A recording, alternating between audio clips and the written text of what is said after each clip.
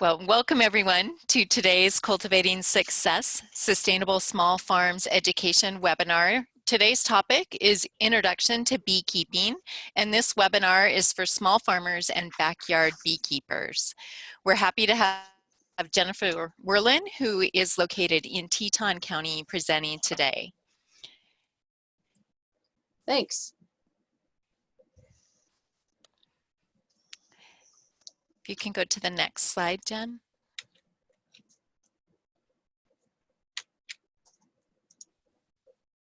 Let's see, it's not advancing. Let's try that. There you go. Great. Okay. So for those of you that are new to Cultivating Success is a program partnership between the University of Idaho Extension, the small acreage farming nonprofit organization Rural Roots, and Washington State University. This program started in 2000, and about 2 years ago we started doing live webinars, which we record and make available on our website at cultivatingsuccess.org. So we're really happy that you could join us today and be part of our 2019-2020 webinar series. Next slide. So as I said, Jen is joining us from Teton County, Idaho, which is in the very easternmost part of kind of south central Idaho. And I am Colette D. Phelps. I am an area educator in community food systems with University of Idaho Extension located on the Moscow campus. So I will be your moderator today, and I'd like to go over a couple of webinar tips next. So if you're having any trouble with the speed of the slides advancing or your sound on your computer, it might be helpful to you to close all your other programs so you're dedicating all of your computer resources to the webinar.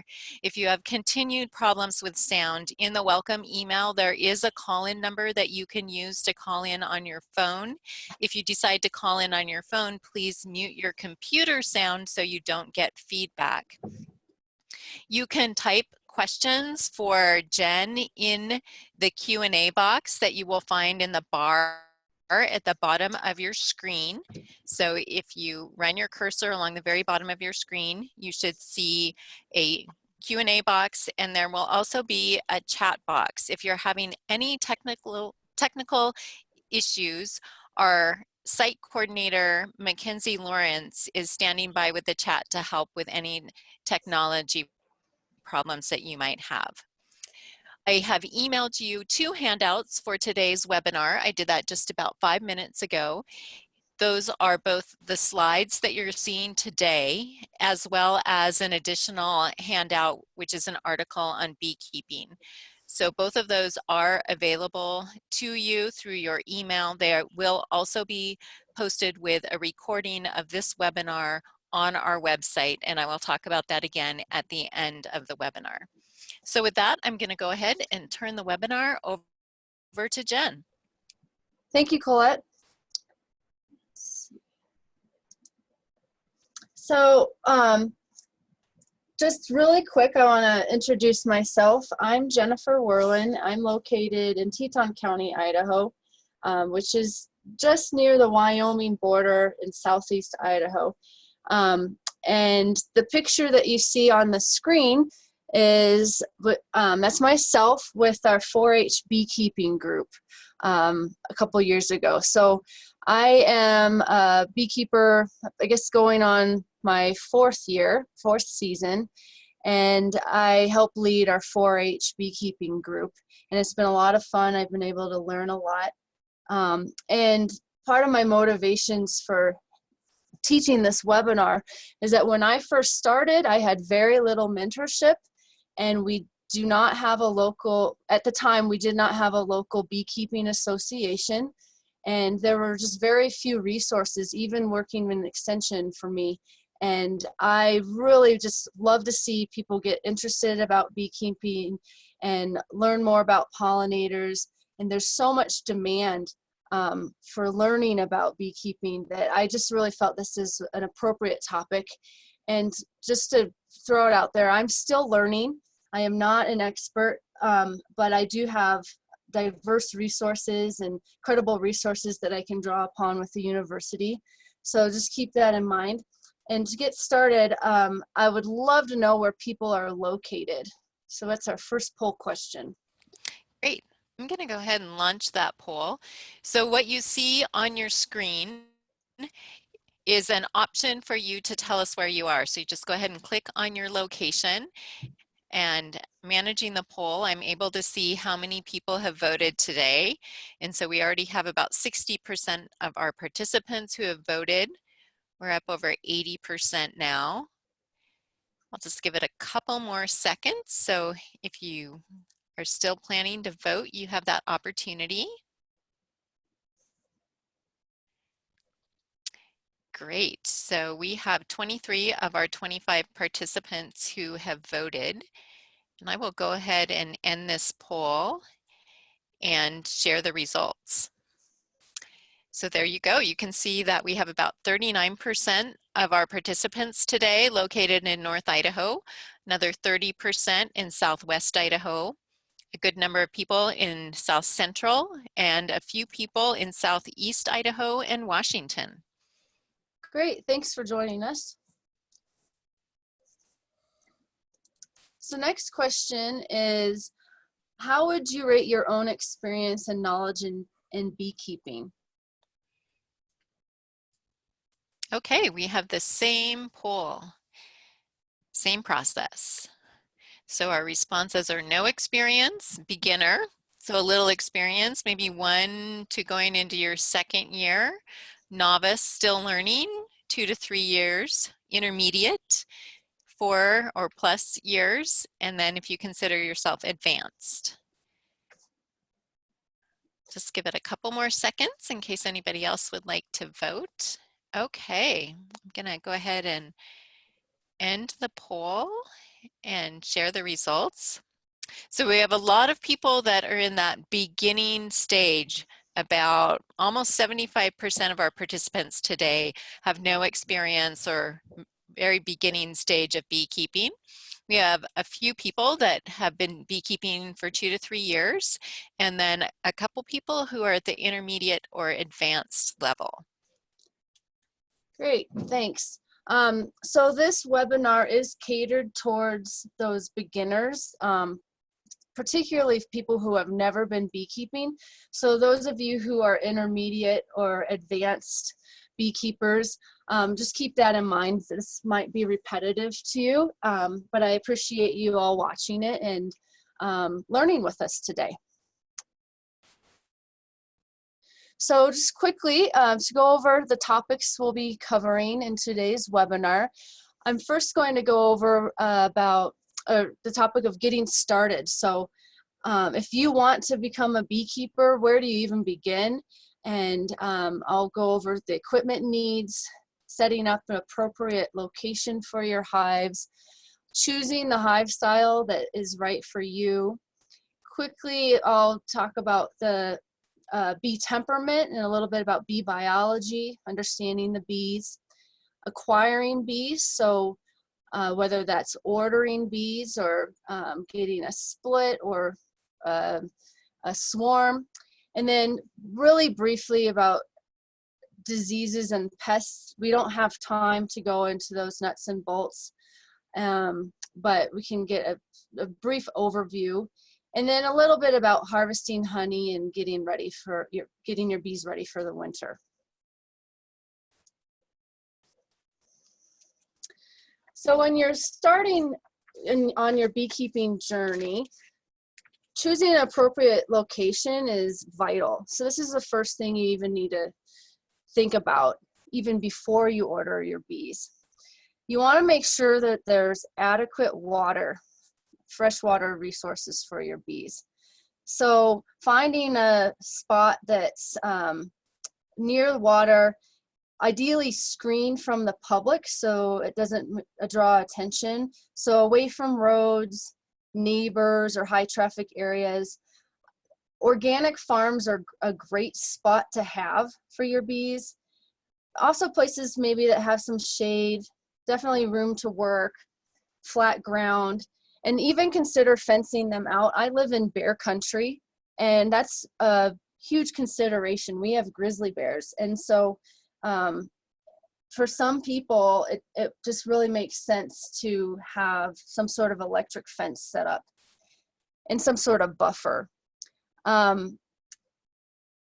In our area, we also have to just be concerned about other animals. So skunks, all sorts of other animals. Just keep that in mind when we're setting up our spot. You ideally want to have a flat location, and you want to make sure your hives are up above the ground. So you don't want them to be wet. I love using the cinder blocks. They're very cheap, and you can kind of get a level surface with that. In this picture on the screen, I started out, this is the 4-H hives that we take care of.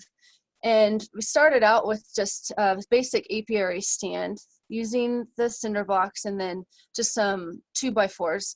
And then earlier in the summer of the last year, we caught a swarm. So that box, the hive, the Langstroth hive on the left is the swarm. And so we just kind of put things together quickly. And that's why we don't have the wood boards going across. And this is actually located at a certified organic and biodynamic farm in Victor, Idaho. And it's adjacent or not too far from BLM public land. So there are plenty of areas for the bees to forage. And I know I don't have to worry about pesticides because it's on a certified organic farm. Behind the apiary area, and you can't see it, is actually an irrigation ditch that goes down pretty low. And so there's freshwater resources. And then one consideration that's not necessarily ideal is you can see that there's an irrigation pipe running in front of the hives.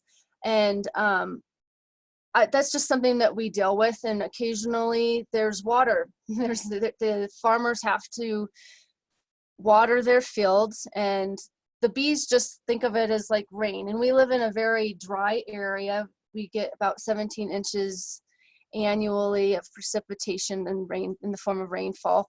So it's not a huge deal for us, but just keeping those considerations in mind are very important. I also want you to make sure that you check with your local city or county to be sure that you're following your local rules and regulations around beekeeping. Some jurisdictions limit the number of hives you can have. And you also want to avoid zoning setback restrictions. In urban settings, you can get creative about the site for your bees. Maybe put them on rooftops or decks. And if there's a nearby swimming pool, the bees may go there for water and they can possibly become a nuisance. So just be aware of that. Be sure you have a water source that never dries up so that the bees don't get tempted to go to the chlorinated water. And then, yes. We have a question about how Yeah. close the water needs to be. Not too, I mean, ideally close, because the bees don't like to go really far. So if it's going to be quite a distance, I mean, this is a subjective question because there's not like an exact amount. But if you are concerned about their ability to find a freshwater source, you can put water for them. People often put a bowl with marbles or rocks, and they make sure that they have that.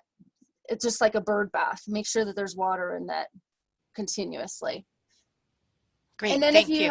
Yeah, no worries. And if you have to move your hive, just be aware of that. And the bees, typically, if you have to move them, you don't want to move them less than 3 miles, because when they leave their hive, they come up with a map of exactly where all the foraging sources are, and it could really confuse them if you don't move them further than the 3 mile, because they'll typically forage about 3 to 5 miles. And it looks like we've got questions blowing up. I see. What are I can't quite see all the questions that come through, but okay. Would a ditch or a canal that is dry from November 1st to April 30th work for water? it just depends. I guess that's the answer for a lot of beekeeping. The joke with beekeepers is if you ask beekeepers a question, or ask a group of like 5 beekeepers a question, you'll come back with like 20 answers. There's and it is kind of funny, but I would want to have a year-round source of water, because if sometimes during the winter or the late fall or early spring, those bees still need, they don't die, hopefully, they still need that freshwater resource. And if you don't have that for them, like all animals, they need water to survive, and that could be a problem. Okay, thank you. I think I'll hold Joshua's question for a little bit later in the presentation. Great. So let's move on to the next slide. Choosing a hive style often is based on personal preference, and there are a few things to keep in mind. The accessibility of the hive, knowing, or just even your own strength, and then even the resources in your community. So in my community, most people have the Langstroth hives, and that's the most common type. Most of the commercial beekeepers are using the Langstroth hives. They're easier to move, and so the commercial people, at least in my region, they will come to Idaho and southeast Idaho during the summer months, or during the summer, and then they go down to California, and they're used to pollinate all the crops and the trees in California in the winter months. And so those Langstroth hives are really mobile. They're the hives that you see in the middle picture. And there are some advantages about the Langstroth hives is that it's pretty easy inspections. They're very easy to harvest compared to the other hives.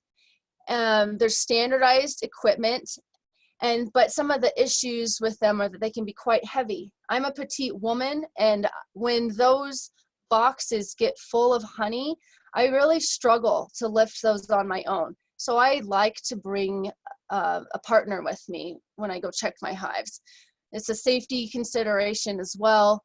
And if you are someone that maybe doesn't want to have quite a heavy hive, there's some other choices that you can have. The top bar hive, which is the one that you see on the top of the slide, you actually see someone's installing a package of bees into that top bar.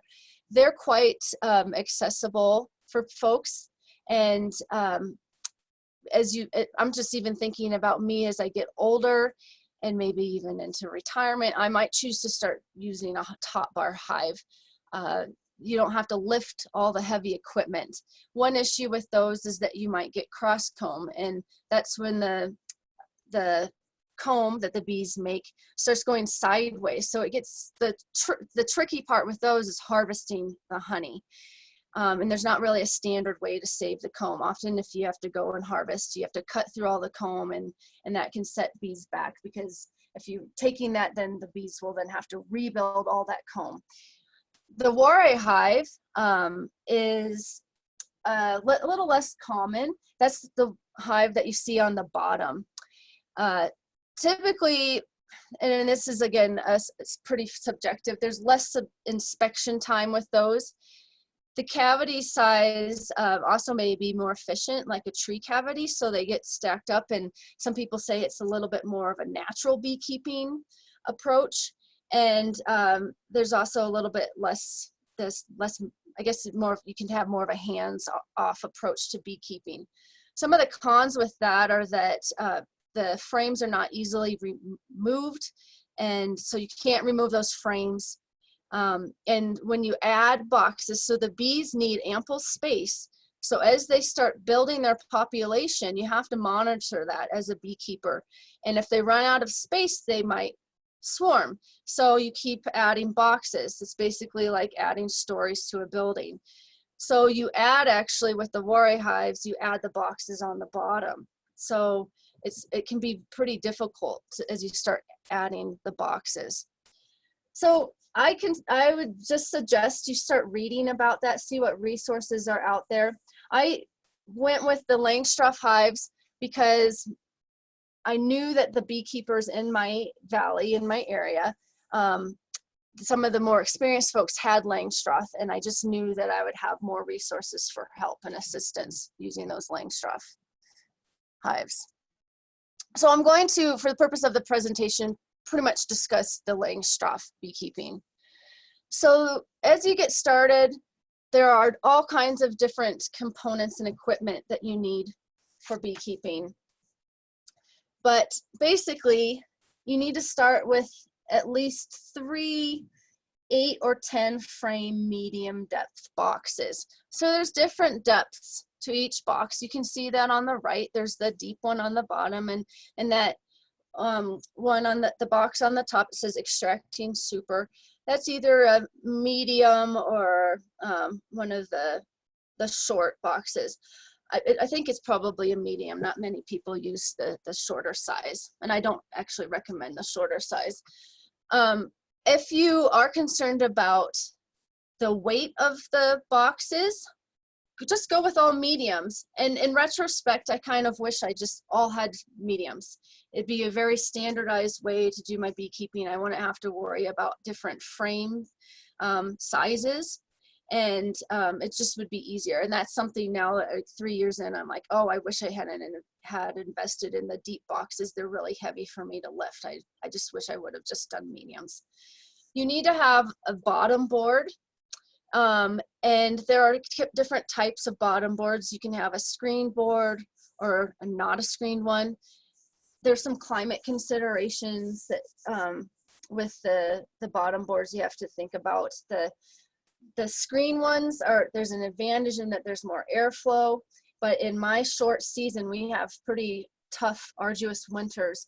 It could be hard for the bees to keep warm during the winter with that screen board. So I have a mix of those, and I'm sort of doing some experiments in Teton Valley to see whether the screened or not a screen board work the best. There's a place for entrance reducer, and that's not labeled on this diagram, but that's at the entrance at the bottom. And we typically use those when we're installing a new set of bees, and if there's maybe some robbing issues with perhaps yellow jackets, even to keep wildlife and mice out. I put entrance reducers on the hives during the winter to try to keep the mice out. And then there's queen excluders, and I personally don't use queen excluders, but that would go at the top of the hive body, in between the super that has the honey and then the super that has the brood. The brood are the baby bees. They're all located in the bottom. And so just get a good book, start reading about this. The terminology I know can be confusing when you're a beginner, but once you get more experience talking to people and reading up on it, this will start to make a little better sense. I would consider 8 or 10 frames. So the frames are just like, if you think about picture frames, those are actually the frames that the bees build their comb and have their honey on. There's some that are 10 across, or some that are just 8. Again, if you're concerned about weight, the 8 are lighter. And then the paint color of the hives is a consideration too. Some people get really creative and draw all kinds of neat designs. And again, this is something that's not, I don't know if there's really a right or a wrong, but people think that the lighter colors are better for the bees. They don't get as agitated. And so I just painted mine a standard, like very like off-white, kind of yellowish color. Then there are the frames and foundation. There's so much to choose from, and it's overwhelming as a newbie, pun intended. There are wood frames, there are plastic frames, you can have plastic foundation. The foundation is actually what goes in between the picture frame. So if you think about a picture frame, it goes in between the frame. You can have beeswax, or you can have plastic. You can also go foundation-less. And some people who want to do more natural beekeeping don't use foundation. And then there's different colors of foundation. There's black foundation or white foundation. And as a newbie, if you're trying to inspect and see if there's little tiny baby bees, that's the brood, it's actually easier to see them. They look like little rice grains on the black foundation just as you get started. But again, a lot of this is personal preference and just being able to exchange and be able to have standardized equipment with different hives. There are also different lid considerations. So there are telescoping metal covers, and those work well in my climate because we get a lot of snow. And for me, if I'm going to invest and spend a lot of money on the equipment, I want something that's durable. And then there are inner covers that, again, that's a preference thing that people can use that go in between the super. We call the boxes supers. That goes in between the extracting super, so that's the honey super, and then the cover. And that's just another thing that we can help create a place for the bees to work and not disturb them as much. And then there are migratory lids, which are wooden lids that are really designed for the Langstroth hives that go back and forth that you move during the winter. One of the big crazes out there are flow hives, and people are like, I want to get a flow hive. Really all that means is that it's a honey super that you can add. So you can have a regular Langstroth hive, and then you can add a flow hive. And if you do go that route, some suggestions are that you should harvest early and often to prevent the honey from crystallizing. In my climate, the flow hives I don't think work quite as well because they're hard to winterize. And we want to also really make sure that our bees have lots of honey for the winter.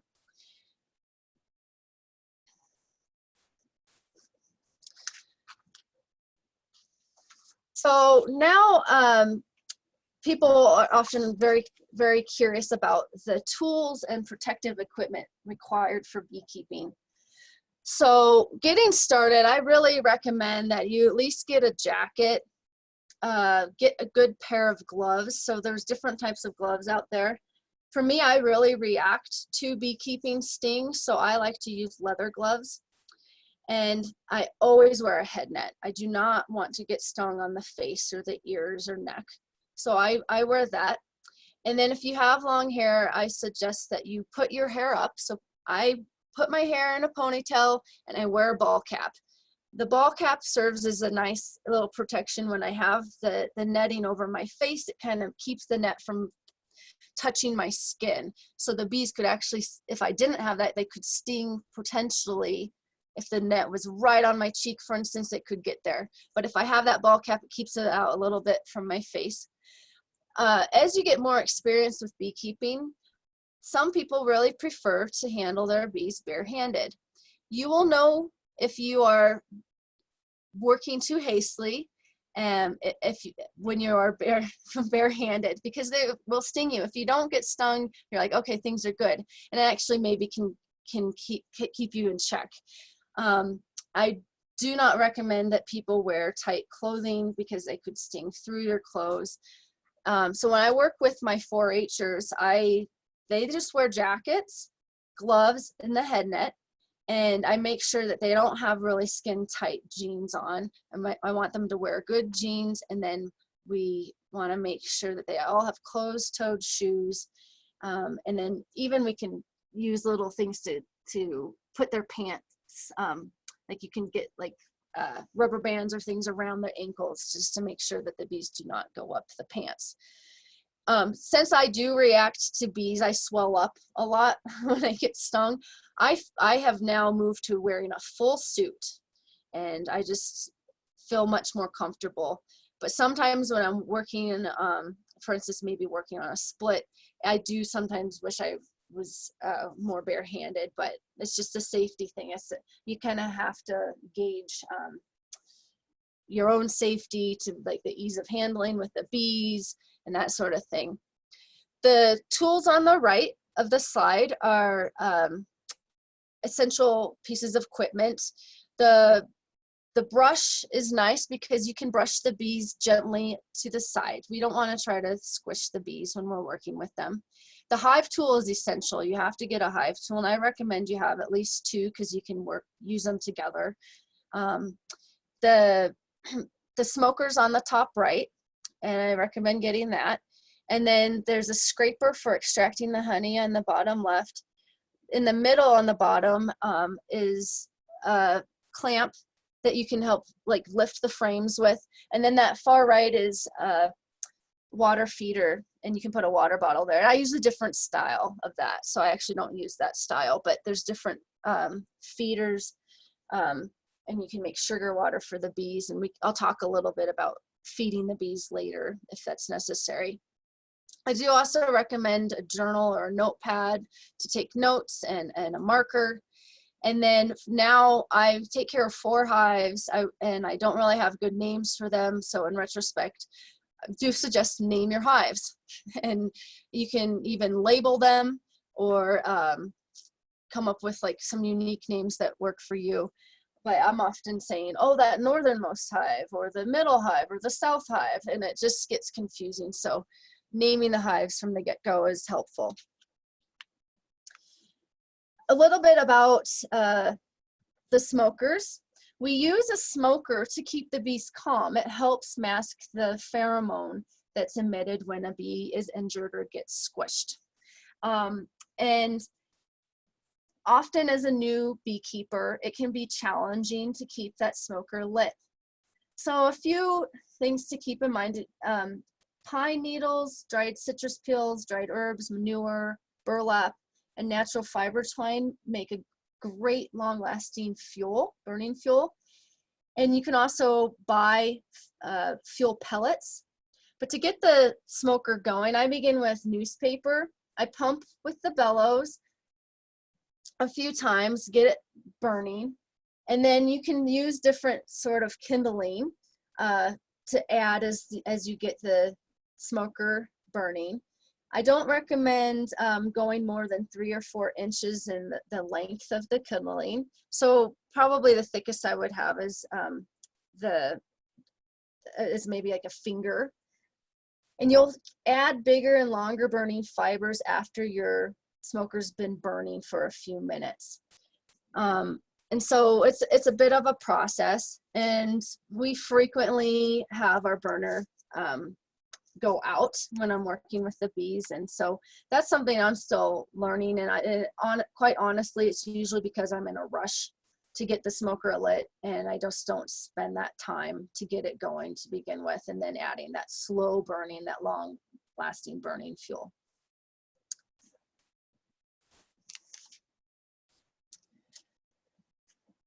So a little bit about bees. We want to try to keep them happy. You will have a much more enjoyable experience as a beekeeper if the bees are happy.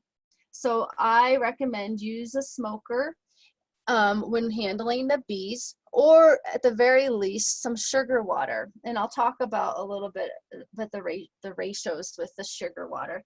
But bees they love honey, they love sweet, they love the sugar. And so if you spray the bees a little bit with the spray bottle with some sugar water, with my sugar water, I often just do a 1-to-1 ratio of water or you start actually with the sugar to water. And you spray them, that will help keep them a little bit more pacified. When I work with the bees, I think of it kind of like Tai Chi or yoga. You want to be very methodical, move slowly, very easy, use gentle movements, nothing too drastic. I try not to be really loud. I'm just kind of going with the flow. And I do believe they pick up on your energy as well. So for me, it's a very calming, relaxing experience working with those bees. When to examine bees is another question that we get. You want to do your inspections when it's nice and sunny and warm, ideally not a lot of wind. You want to check during the daytime hours when the bees are out foraging. So that's also just a consideration. There's less disturbance to the hive that way. And then speaking of pheromones, when you do squish a bee, it sends off this pheromone. It's an alert pheromone to the hive. It says, oh, intruder, someone's coming in. So if you eat a lot of bananas, maybe don't check the bees that day, because people say that the smell of bananas is just like the pheromone for having an injured or a squished bee. Also, using a clean and light colored suit perhaps can keep the bees a little bit more pacified, a little happier, instead of really dark colors. And then just checking the disposition of the bees. So sometimes people have really aggressive hives, and in those cases, maybe trying to requeen is something that you should consider. Bees can often, like a really gentle, passive hive that's friendly, can get mad. And so if you're checking them the wrong time of the day, like at night, or if you've like dropped a box or a frame or something, that would make them upset, because you know we're invading their home. So you know, even the nice hives can get upset. Sometimes during dearth. Dearth is a term for when there's not a lot of nectar and pollen sources. And then flow is a term that usually there's like, people are like, oh, it's a honey flow. Like there's lots of pollen sources, lots of nectar. There's lots of flowers, diverse flowers that the bees can visit. And so when there's dearth, the bees usually are not as happy. Genetics plays a huge role. So the weather and the time of day, even disease, if you have a diseased hive, they can get aggressive. And then if the bees have been robbed by like yellow jackets, or maybe even another hive, if there's been predation, that can make the bees upset. Some people think that if the bees are in the shade, that also is something that can make the bees mad. So in my area, we don't have too hot of summers, so having them in the full sun is not a problem. It typically does not get past 85 degrees Fahrenheit. If you are in a really hot area, maybe consider a spot that has some partial shade. So again, it's kind of just knowing where you live, what resources you have, and then just to review, bees get defensive when if you bump the hive, if you kill the bees, drop a frame, if you're yelling and doing quick movements, maybe if you're wearing dark colors. So just keep those things in mind. There are a few types of honeybees. So honeybees are actually non-native. They came from Europe, from Eurasia. There are carniolan bees. So they were bred in the carniolan apse to withstand mountainous terrain and climate. They're typically darker in color, and they're typically the gentlest of bees. But one thing that they can do is they can be more apt to swarming. And the bees that we have ordered are carniolans. And I have had a hive swarm on me, so that's just something to think about. Italians are the most common, and even just think about the name, they're kind of more suited for like the Italian climate, a Mediterranean climate. So they're better for mild climates. They don't typically swarm as much, and they're more common for commercial suppliers, since they start the rearing process early, and the commercial beekeepers will raise a lot of bees. They're yellow in color, and then the queens have an orange or gold, like an orangish gold abdomen that's different than the other bees in the colony. Russian bees are another bee that people are getting really interested in, and they typically have less mite issues. But they also can be slower to build their populations up. But they also are very environmentally sensitive. They can be defensive, but sometimes people so some breeders or beekeeping breeders, they'll start mixing the Russians with local stock in order to have better genetics to fight off the varroa mites. But swarming can also be an issue. So there's pluses and minuses to all of these bees. And they also have above average hygienic behavior, which helps them fight disease. And then there are the survivor bees, or mutts, or hybrids is what we call them. There's different names for the same type of bees. And one advantage is that they've developed some resistance to the varroa mites, and they're locally adapted. And you might see people advertising resistant queens, and so those are the queens that are more resistant to the varroa mites, which have pretty much been a huge hurdle for beekeepers. The varroa mites were introduced into the United States in the 1980s and about wiped out the commercial beekeeping business. So that's a big issue that we have to consider is the disease and predator issues with beekeeping. And I'll talk about that a little bit later. Jen, we had a question about what is the elevation where your bees are kept? We're about 6,500 feet. Thank you. Yeah. So I'm going to talk just real briefly about bee hierarchy and bee biology. I do recommend you read some books to get a little bit more knowledge about that.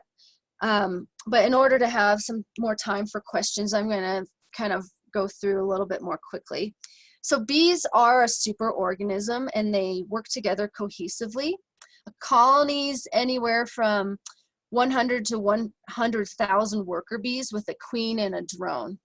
So the top picture on the left is the queen, and then the middle one are the worker bees, and then the bottom are the male bees. So the colony is mostly female, and these are the workers. And then maybe about 10% or so of the population are the males, the drones. And the colony has a queen that's bigger and longer than the others and is a mother to them all. And then when the colony reaches a population of about 4,000 bees, they start to make drones. And the young new colonies, they don't have the drones yet. They need to build their resources in the population. The drones, so the males, are typically only around in the spring and the summer, and their job is to mate with a queen from another colony. That's their job. And they actually get kicked out of the hive before winter because that's their job, is just to mate. So they actually don't do the bulk of the work. The workers have hair on their body, and they collect pollen by rolling and storing it on their back legs. And we call we call them like the little pollen pants. And they collect the nectar along with their long tongues that act as a straw. And then they store that nectar inside their stomach and pass it from one worker to the next until the water within it diminishes.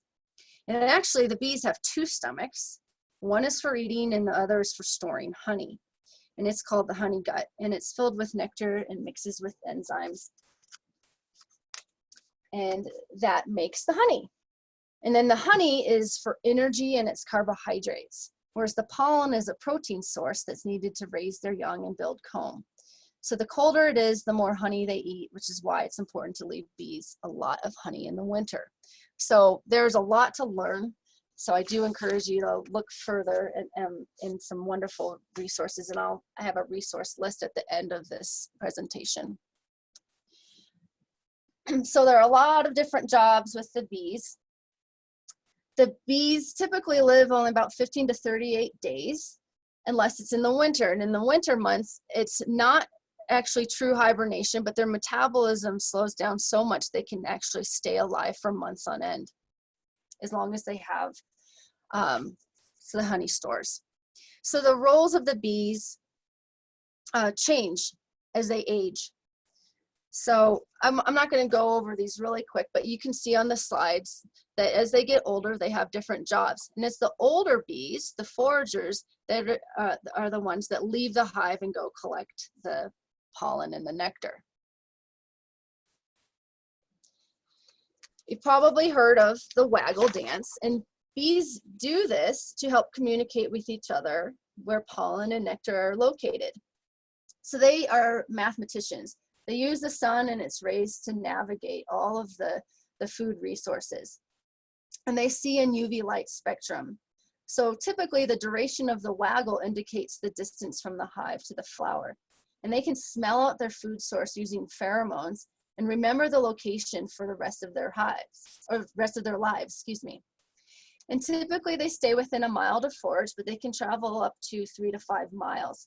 So it's important to have diverse flower sources for the bees throughout the year near their hives. They don't like to travel far if they don't have to. So this is probably the biggest question for new beekeepers, is how to acquire bees. So this is the time of year to start thinking about it. Actually, bee season ends following the growing season. So try to have your new bees about a week before the dandelions bloom. That's typically the first source of food for our bees in my climate. When we get new bees, we really have to be aware of winter climate considerations. And this is something to think about depending on your location. So I've gotten bees and then installed them, and then 2 days later, we've had 1.5 feet of snow, and I've had bees die on me.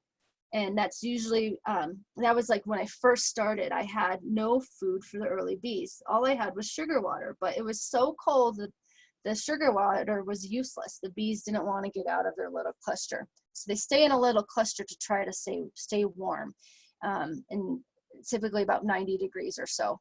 And if it's really cold, they don't want to break that cluster because they'll die. So think about that. Think about the date that you're going to get your bees. You want to make sure you have your equipment assembled and is ready for when you are going to install the bees. So where to order? First, ask local beekeeping associations where people get their bees. In my area, we have companies like Man Lake, Brownings, Cox, Cal Ranch, or Rockin' Bees in Etna, Wyoming. And we have had years where bees sell out at the end of January. So start thinking about that. Ask around now, and you'll want to order those bees in January or February. There are a few options to get started. You can order a nuke, which basically means that it's a mini hive, and they're all related to the queen, and they typically come with about 4 to 5 frames and brood. The nukes can vary in quality, and they often cost more than packaged bees. Packaged bees are basically fake swarms, and one advantage is that there's less chance of transporting disease without the comb, but they often have lots of varroa mites. And then you can also have varying queen quality. So you'll have a queen, if you're getting a package, you'll have a queen that's separate from the rest of the hive. She is not related to those bees. So there's a process of slowly introducing the queen to the hive, because if you just let the queen out, the hive will often kill her. They'll say, intruder, intruder. So there's some things to keep in mind with that. You can also acquire bees by capturing swarms, but you don't know the origin of those bees. But I love getting swarms because they're free bees, and it's actually quite exciting.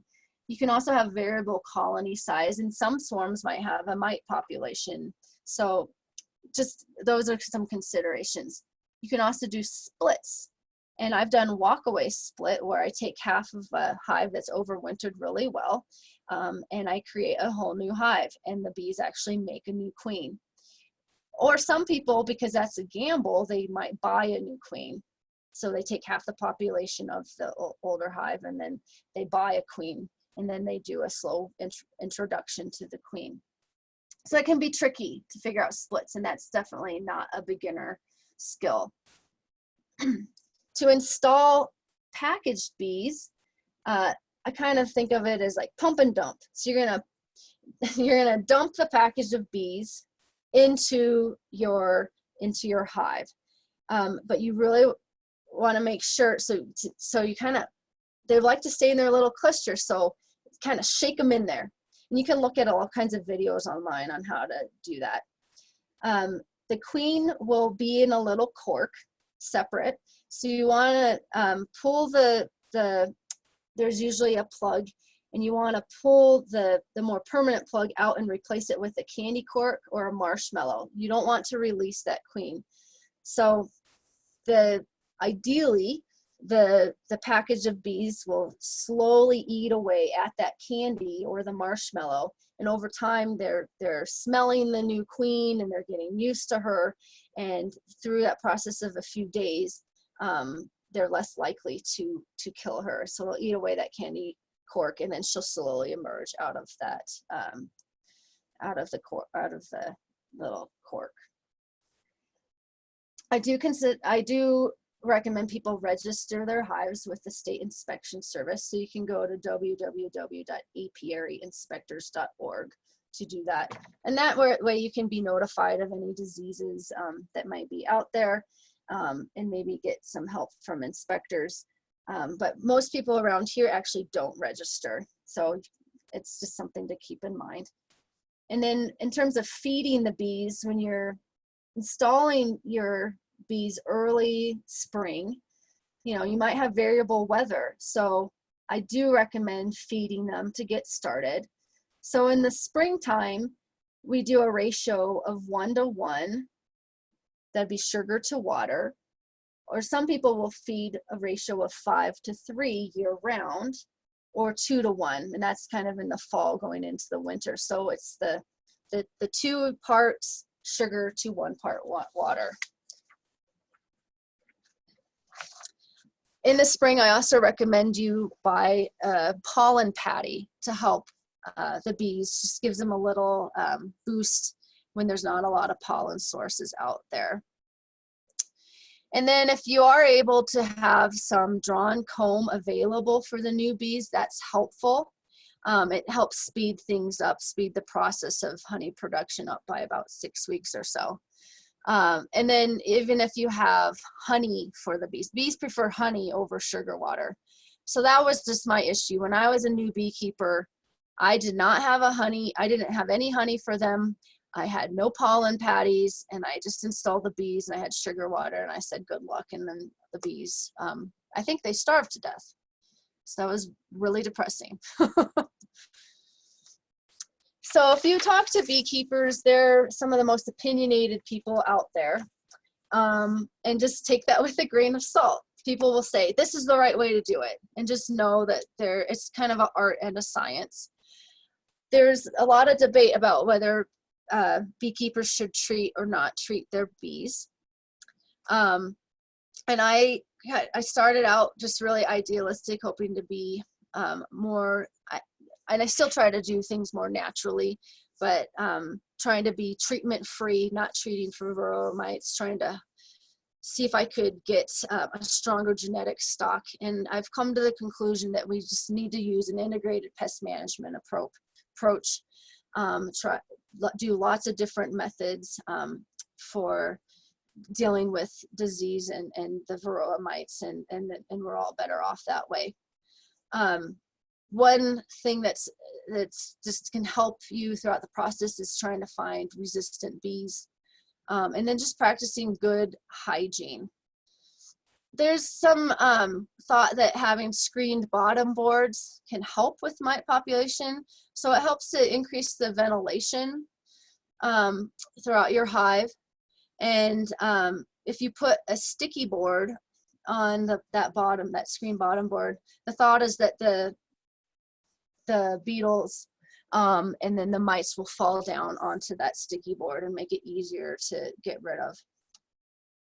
But in our climate, it's just harder to keep the hives warm throughout the winter because there's so much airflow. I do suggest that people start getting in the habit of monitoring their mite populations. And there's a few ways to do that, but you basically start with a sample of about 300 bees, which is about half a cup. And you take that and you dip them into a quart jar and you cover them, and then you thump them onto the bottom. And then there's a few methods. The most common is the alcohol wash. And you can pour a half cup of rubbing alcohol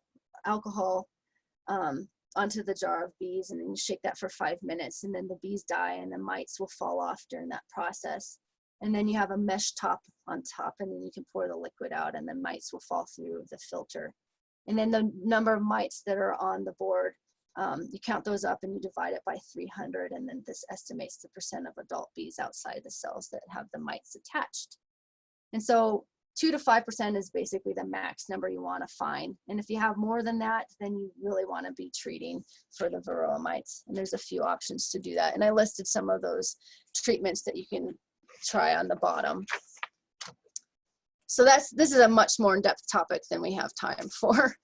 And then there are other sorts of diseases and pests out there. And this is just a list. And I'm not an expert on all of them, but I do recommend using an integrated pest management approach and find experienced beekeepers for mentorship.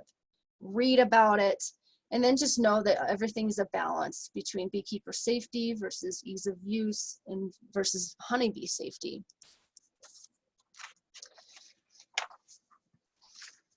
People often ask about hive inspections and how frequently to inspect.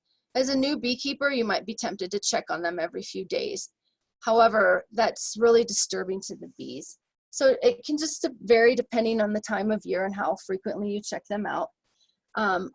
My general rule of thumb is every couple of weeks. I don't like to check too often, and I'm also more hands-off later in the summer.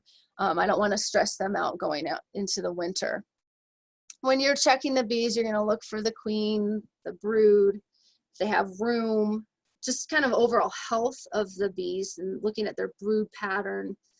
Want to make sure that they just check and see if they've got pollen stores, if they're capping honey, and then work from the outside in. And typically you only need to look at the middle one or the 2 frames in the brood nest of the top box just to do that inspection. I try not to disturb the bees. I typically do not go into that bottom super where all the baby bees are and where the queen's usually located. Just don't want to disturb them. I'll only look there if I suspect I need, that there might be an issue or if I need to learn more. And then with harvesting honey, this is often a big motivation for beekeepers, is they want the honey. For me, as I've gotten more experience, the honey is like kind of secondary. It's not as big of an issue for me. But at first, don't expect a lot of honey. It takes time. And I recommend not harvesting honey the first year of your hive's life.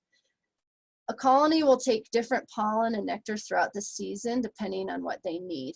So healthier hives need a lot of variety in their diet, just like us. So protecting their habitat is vital. So for extracting honey, there's a few methods that you can do. The easiest is to actually buy extractors, but they cost a lot of money. And you just insert the frames. The picture on the right is actually, I took that yesterday, and that's my AmeriCorps volunteer holding a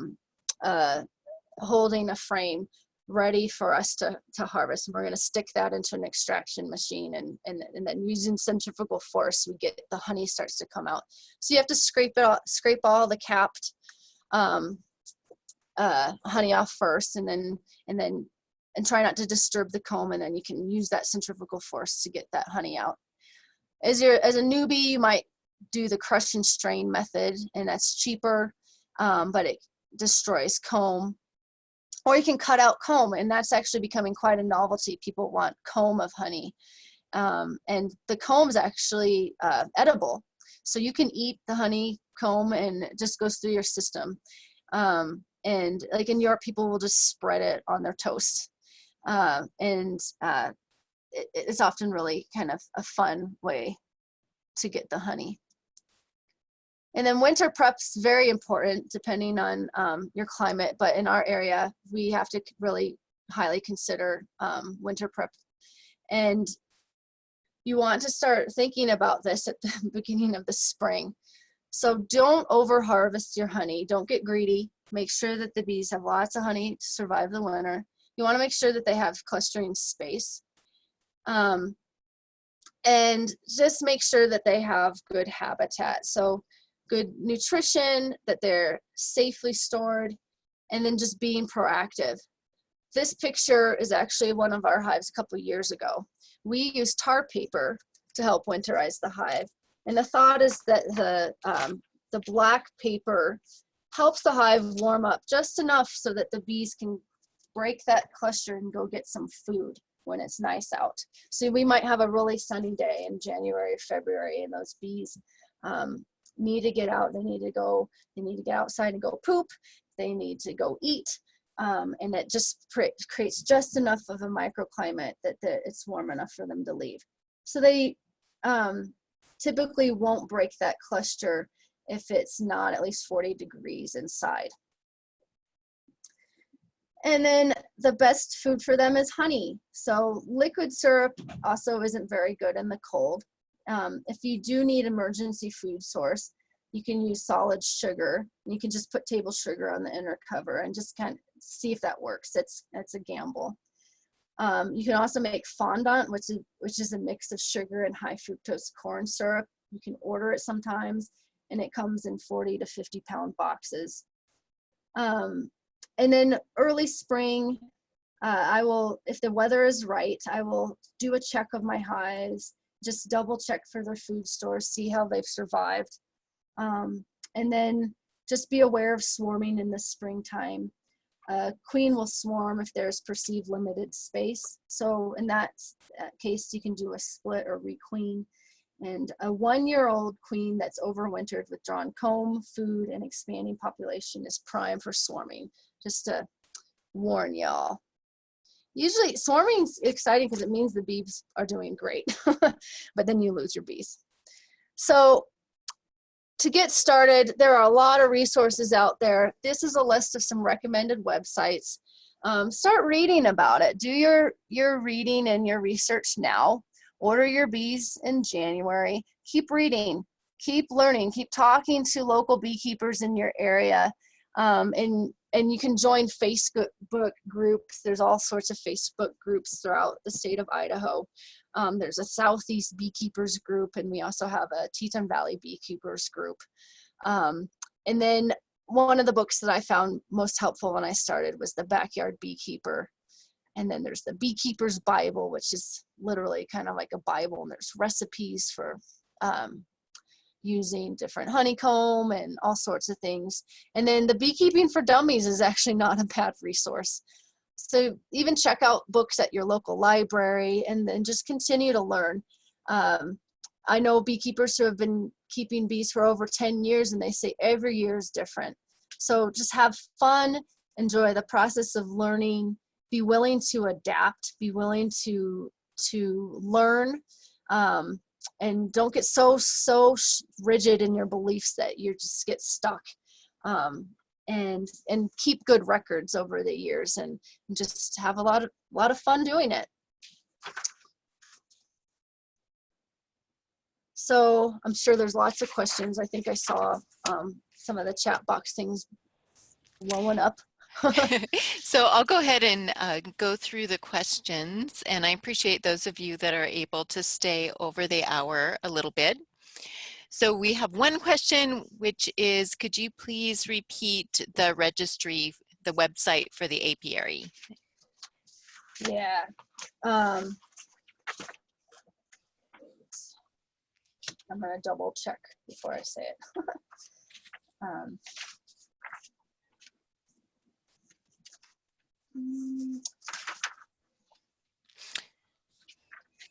I'll go back to that question. You can do a Google search, and it's actually with just the Idaho State Department of Ag. And that's, if you're in Idaho, that's where you would go to look up. It's apiaryinspectors.org. So apiaryinspectors.org. Correct. Okay, great. So another question is, you mentioned some different places online to purchase bees. Are those the same places you would suggest for purchasing equipment?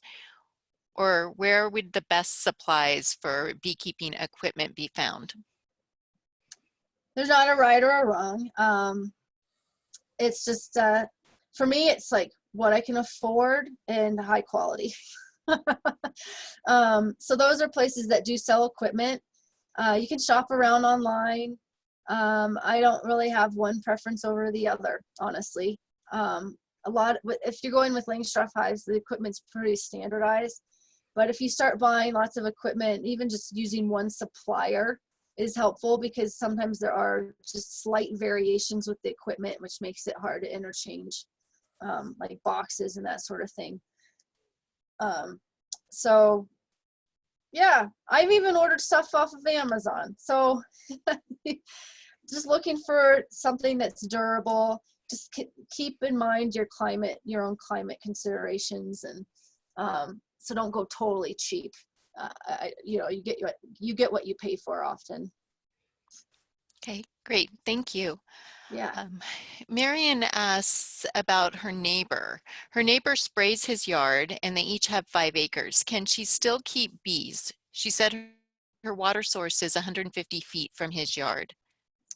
Well, if he's spraying herbicides, uh, well, first of all, know your neighbors and talk to them before you get bees. Say, I'm thinking about doing this, and just see, because often people want to be good neighbors and they like having, it's actually really kind of neat trend. People are really learning about the importance of pollinators. And so first, just develop some rapport with your neighbors. And then if you're on a farm, develop rapport with the neighboring farmers, because if they do spray, you can mitigate for that. Like if people are spraying like insecticides, we have a mosquito abatement district. They try to go in the evening or like super early hours, but usually it's like late night, like late evening, about when it's getting dark. And that's better because it helps minimize the impact to the foragers. The bees go back to the hives at night. So they're out during the day, they're foraging, and then when it starts to become night, they come back to their hive. So you can help mitigate, like if you have a commercial, like a big commercial farm next to you and they do spray, they can maybe try to do it when it's not during those peak hours that the foragers would be out there. And yeah, that's what I would just suggest. Talk to your neighbor and just see how that works. I actually recommend, you know, people to use that integrated pest management approach and try other sorts of pest management besides chemical applications first, and then use those chemical applications as the last resort. Great. We have a question regarding GMO crops, in particular canola and rapeseed. One of our audience members said that she's been told that GMO products affect the honey quality and causes it to crystallize very quickly. Are there things that she can do to keep her bees on her property so they don't get into the GMO crops being grown close by? She has 22 acres. Put a diverse source of flowers, of food sources, close to the hive. They don't like to travel far, and they will travel far if there's not the food for them. So our bees do wonderfully on certified organic farms. There's diversity of food sources throughout the summer. It's not one monoculture crop. And so I don't think my bees actually travel that far, because why would they? They have everything they need close by. So that's one way to encourage them to stay on your property. And then crystallized honey is not necessarily bad. You just have to heat it up, and then the honey will melt and decrystallize. But yes, the like canola plants or rapeseed, usually there will be more crystallization, but you can still eat that honey. Great, thank you. A related question regarding forage. Are there specific flowers that work better for foraging bees than others? Um, Not really. You just want to make sure you have different blooms throughout the season. So for me, like before I became a beekeeper and so concerned about pollinators, dandelions used to bother me, and now I love dandelions. And that's one of the first food sources for the bees. And so I actually encourage people, my neighbors, and to not spray their dandelions because those bees will be out there. And so just making sure that there's that diversity of blooms. And that's where, you know, the more diversity you have, the better health of the ecosystem, which equals better health of the bees and all other pollinators. Great. Thank you. We Yeah, just have two more questions. One is, do you need to have a way to de-ice your water source during the winter? I don't feed them water in the winter where I am, because I do have, like, we have melting snow, we have that irrigation ditch. But if you, like, for instance, our beekeeper that doesn't have that natural, a stream, for instance, nearby, you just have to go out and change the water. And you'll know, I mean, if it's really cold, you won't see bee activity, and you probably don't have to worry as much because those bees aren't going to break that cluster. It's usually if it's a really nice day, and then you just give them fresh water. And you just kind of like a bird bath. You want to go back every few days and give them water. Okay, great. Thank Yep. you. Um, do you have a method for keeping wasps away? Um, Not really. Except for I do think those yellow jacket traps do help. So you can maybe put those around your property if you have a bad issue Okay, great. with them. Yeah, Okay, and our last question for today is, what is your best guess for the cost of a beginner starting bees? good question. Beekeeping costs a lot of money. Just there's a big capital expense to get started. Um, I think I got a couple hives, or like a couple hives worth of equipment, um, for about $500 my first year. Um, and you can certainly maybe do it a little bit more economically. Um, I know that I've ordered something on, like, a hive thing on Facebook, and it was maybe less than $200, but I already had a smoker. I already had all that, all the, like, tools. I just didn't have the boxes and the frames itself. I do recommend you have extra boxes and frames, so that you can add to it as the bee population grows. You want to be monitoring that, and if they start to run out of space, you want to add another box. And so I generally think of, like, if there's built up comb, um, and if I have like a 10 frame box, if they've built up comb more than about the 7 frame mark, I want to add another box. So you want to make sure you have that extra equipment. So yeah, it can at least $200, rough estimate. You can make your own too. Some people make their own, and there are plans out there, and you can save a lot of money that way. All right, thank you. Well, thank you for this webinar, Jen. That was great. And if we can go through the next slides, I'll show folks where they can find the recordings. So if you'd like to listen to this webinar again, you can go to the Cultivating Success website, which is at cultivatingsuccess.org. If you click on the Programs tab, you'll see that there will be a link directly to the recorded webinars. We are also still adding new webinars. So if you look under our featured programs buttons, click on Small Farm and Ranch webinar series, you'll be able to keep up to date on the webinars as we add them. We also have an option on our website for you to sign up for our free e-newsletter, and that comes out twice a month and will keep you up to date on webinars, resources, and classes that are coming up. Next slide, please, Jen. So here's the link to the webinar series. Again, I want to thank you for joining us. I did send out the handouts for today's webinar. However, you are welcome to go to our page, download those again. Also, you can view the recorded webinar from this year as well as the webinars that we recorded in earlier in 2019 and in 2018. Next slide. This is our final slide. We would really appreciate your taking our post-webinar series. For those of you that are watching this webinar live, that survey will launch immediately in your browser when we end this webinar. If you are watching a recording of it, you can also just go ahead and go directly to the link. I'm sure Jen would appreciate your feedback on this webinar and any other topics that you would like to learn more about. With that, thank you, Jen, and thank you to our audience. Have a really great day. Thank you.